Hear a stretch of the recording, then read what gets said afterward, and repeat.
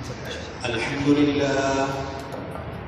لله نحمده ونستعينه ونستغفره ونؤمن به ونتوكل عليه ونعوذ بالله من شرور أنفسنا ومن سيئات أعمالنا من يهده الله فلا مضل له ومن يضلله فلا هادي له ونشهد أن لا إله إلا الله وحده لا شريك له ونشهد أن سيدنا ومولانا محمدا عبده ورسوله صلى الله عليه وعلى آله وأصحابه وسلم تسليما كثيرا أما بعد فأعوذ بالله من الشيطان الرجيم بسم الله الرحمن الرحيم شهد الله أنه لا إله إلا هو والملائكة وأولو العلم قائما بالقسط. زماي زمنه د مختصر وخت لپاره ستاسو مخې ته یو څو خبرې راوستوم. دا کوم آیات چې ما ستاسو په مخ کې تلاوت کړو، الله تعالی فرمایي شهید الله، الله تعالی د دې خبرې گواهی ورکوي، فرشتې د دې خبرې گواهی ورکوي او اهل علم د دې خبرې گواهی ورکوي چې الله تعالی یو دی، دا هغه سره څوک شریک نشي. د دې آیات دلالت مفسرینو لیکلي دي که چېرته د علم په فضیلت کې الله تعالی صرف دا یو آیات نازل کړی وي نو دا یو آیات د علم د فضیلت لپاره کافي و. د هغې وجه دا ده چې الله تعالی د خپل ذات سره د فرشتو سره د علماو ذکر کړی. الله تعالی د دریو خلکو ذکر کړی، شهید الله، الله تعالی گواهی ورکوي، والملائکة، فرشتې گواهی ورکوي، وأولو العلم او علم والا د دې خبرې گواهی ورکوي چې الله تعالی یو دی، د هغه سره څوک شریک نشته. نو دا یو آیات د علم په فضیلت باندې کافي دی. که چېرې الله تعالی په قرآن کې نور آیاتونه نه وي نازل کړي، صرف دا یو آیات الله تعالی نازل کړی وي نو د علم د فضیلت لپاره دا خبره بس. او بیا الله تعالی صرف په خپل کتاب باندې اکتفا نه ده کړې، بلکې الله تعالی چې څومره آسماني کتابونه نازل کړي دي هغې کې الله تعالی د علم فضیلت بیان کړی دی. د داود علیه السلام په کتاب کې الله تعالی داود علیه السلام ته ووایي تعلموا العلم وعلموه، علم زده کړئ او دا نورو خلکو ته وښایئ. فإنه إن لم ينفعكم لم يضركم، که دا تاسو له فایده درنه کړي نو نقصان به نه درکوي. وإن لم يغنكم لم يفتركم، که دا تاسو مالدار نه کړي نو تاسو به غربت ته نه پرېږدي. وإن لم يعزكم لم يذلكم، که دا علم تاسو له عزت درنه کړي نو تاسو به ذلت ته نه پرېږدي. او زما عزتمندو تاسو ګورئ کم خلکو ته چې الله تعالی علم ورکړی دی د مرګه پورې هغه عزتمند دي، الله تعالی دغې خلکو له عزت ورکوي. امام بخاري رحمة الله علیه یو مشهور محدث دی، ټول خلک د هغه د نوم نه خبر دي، خو د هغه چې کوم پیدایش شوی دی هغه پیدایشي نابینا و. د مور د خېټې نه داسې پیدا شوی و چې د هغه سترګې نه وي.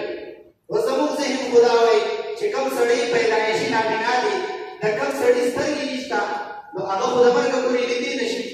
خو د امام بخاري رحمة الله علیه د پیدا کېدو نه مخکې د امام بخاري رحمة الله علیه مور دا وعده د الله تعالی سره کړې وه چې کله زما دا بچی پیدا شي، زما په خېټه باندې چې کوم بچی دی دا چې کله دنیا ته راشي د ده نه به زه الله تعالی د دین داعي جوړوم، د الله تعالی د دین عالم به جوړوم. کله چې امام بخاري رحمة الله علیه پیدا شو، دنیا ته راغی، امام بخاري رحمة الله علیه په سترګو باندې ړوند دی. د هغه مور ډېره پریشانه شوه، ما خو د خپل بچي په باره کې دا سوچ کړی و چې زه به د ده نه عالم دین جوړوم، دا به زه د الله تعالی د دین داعي جوړوم، زما دا زوی به د الله تعالی علم په ټوله دنیا کې خورئ. خو زما زوی پیدایشي نابینا دی، دا په سترګو باندې ړوند دی، اوس به څه کېږي؟ نو د هغې مور همت یې ونه کړی، بلکې هره شپه به راپاڅېده او الله تعالی ته به یې دعا کول، یا الله ما ستا د علم دپاره د خپل زوی وقف کړی دی، ما ستا سره دا وعده کړې وه چې زه به په دې خپل زوی باندې علم کوم، د الله تعالی قرآن د حضور صلی الله علیه وسلم حدیث به په دې بچي باندې یادوم او دا بچي زما نابینا دی، زما دعا قبوله کړه او زما دې بچي ته نظر زما عزتمندو. یو پېره دی امام بخاري رحمة الله علیه مور ډېره زیاته ستړې شوه، ډېرې دعاګانې وکړې، ډېرې الله تعالی ته وژړله. کله چې دا اوده شوه ابراهیم علیه السلام یې په خوب کې ولیدو، ابراهیم علیه السلام له خوشخبري ورکړه چې ستا دعا الله تعالی قبول کړې ده او تو پاسه ستا زوی الله تعالی بنا کړی دی هغه الله تعالی سترګې ورکړي. دا د امام بخاري رحمة الله علیه په حالاتو کې لیکلي. نو کله چې د مور په زړه کې دا طلب و چې زه به په خپل بچي باندې علم کوم، الله تعالی هغه بچي له دومره ذهانت ورکړو چې یو محفل ته دې ځي، په محفل کې ناست دی، یو استاد د حدیثو درس ورکوي، هغه استاد ته ته ګوري چې د نور ماشومانو سره کتابونه دي، کاپیانې دي، پېنونه دي او لیکل کوي. امام بخاري رحمة الله علیه لیکل نه کوي، هسې ناست دی. نو دغه استاد کې تپوس وکړو، استاد چونکې په خپل ټولو شاګردانو باندې نظر ساتي، استاد تپوس کوي بچیه ټول واړه لیکل کوي، ټول واړه زما دا حدیثونه د ځان سره محفوظ کوي او ته هسې ناست د دې څه وجه ده؟ امام بخاري رحمة الله علیه دا استاد نه تپوس کوي تاسو موږ ته څومره حدیثونه بیان کړي دي؟ غالبا 15,000 حدیثونه هغه استاد وایي چې ما تاسو ته بیان کړي. امام بخاري رحمة الله علیه کېناستو او 15,000 حدیثونه خپل استاد ته په یاد ووړل.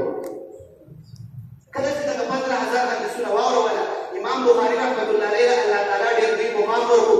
نو د علم په فضیلت کې مې دا خبره تاسو ته کولی چې کله امام بخاري رحمة الله علیه وفات شو او الله تعالی ولې یو ډېر لوی علم ورکړی، ډېر لوی نوم یې وله ورکړی دی. کله چې امام بخاري رحمة الله علیه دفن شو د هغه د قبر په خوشبو راځي.